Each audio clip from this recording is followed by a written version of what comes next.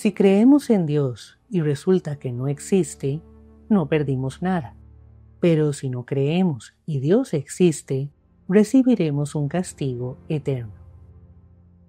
En uno de los comentarios, alguien me pidió que me refiriera a este argumento que tantos creyentes están utilizando y que de hecho hemos recibido cientos de veces aquí en el canal.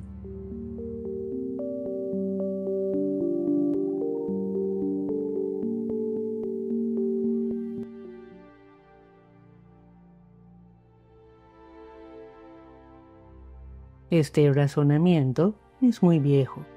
Proviene del siglo XVII y es conocido como la apuesta de Pascal, por el famoso filósofo matemático y acérrimo defensor del cristianismo, Blaise Pascal, quien sostenía que por un asunto de probabilidad era más conveniente creer en Dios que no creer.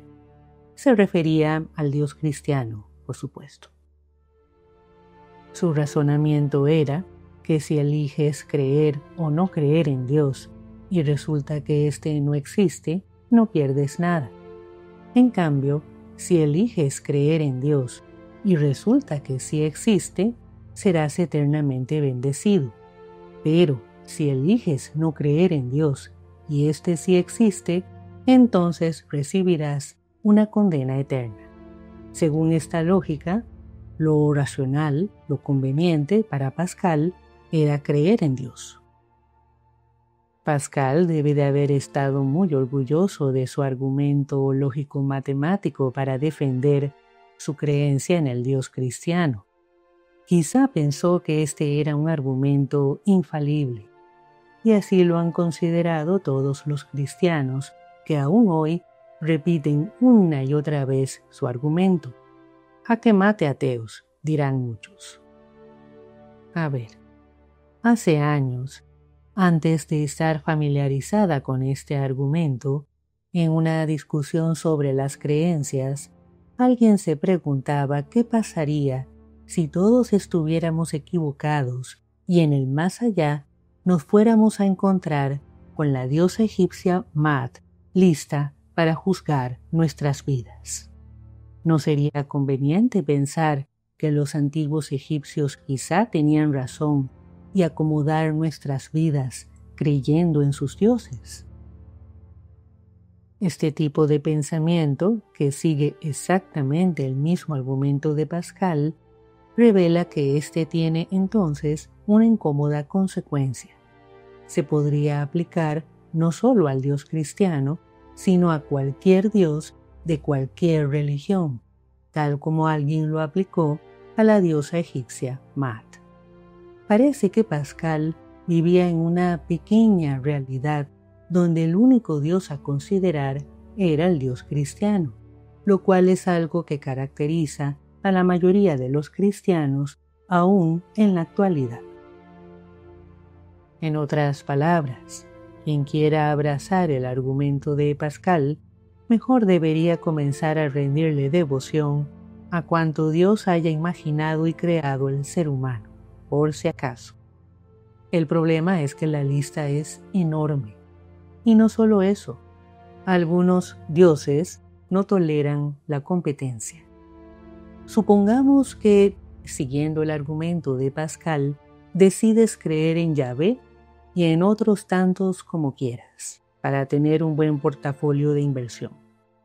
Y resulta que Yahvé era el verdadero, el que sí existía. Y encima es ese ser furibundo y egocéntrico que presenta el Antiguo Testamento.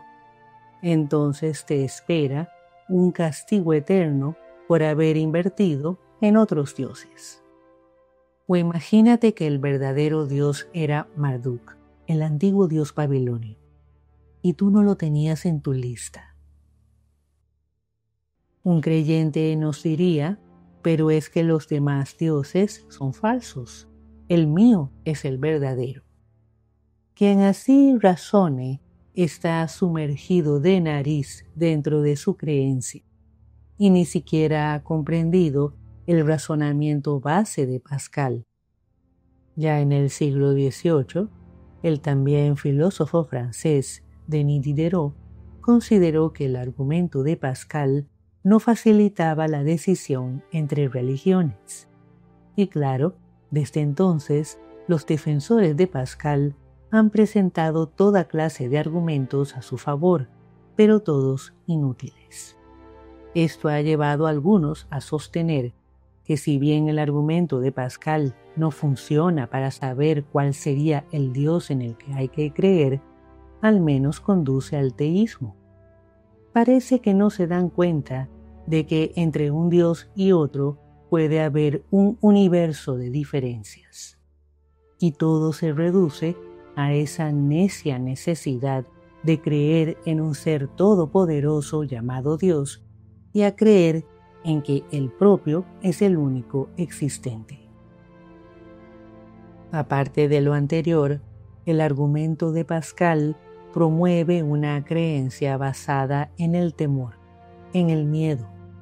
Es un argumento chantajista que explota el instinto de autopreservación del ser humano, que decide creer solo por conveniencia. Sin embargo, creer o no creer en cualquier divinidad no debería ser un asunto de si conviene o no. Creer implica un desconocimiento de la verdad y es solo una esperanza de que algo sea real. Ningún creyente honesto consigo mismo puede asegurar que Dios existe. Quienes así lo hacen o sufren de algún grado de esquizofrenia o creen que algún suceso X es una prueba suficiente de la existencia de su Dios. Argumentos en defensa de la creencia en un ser divino llamado Dios han surgido muchos, desde los más simples y absurdos, como los de Dios existe porque mi abuelita se curó de un cáncer, o porque dejé las drogas, o porque me salvé de un accidente, etc., o falaces, como los que alegan que si los ateos hablan de Dios es porque Dios existe, hasta los más elaborados e interesantes, como la apuesta de Pascal. Como sea, todos quedan en la simple creencia.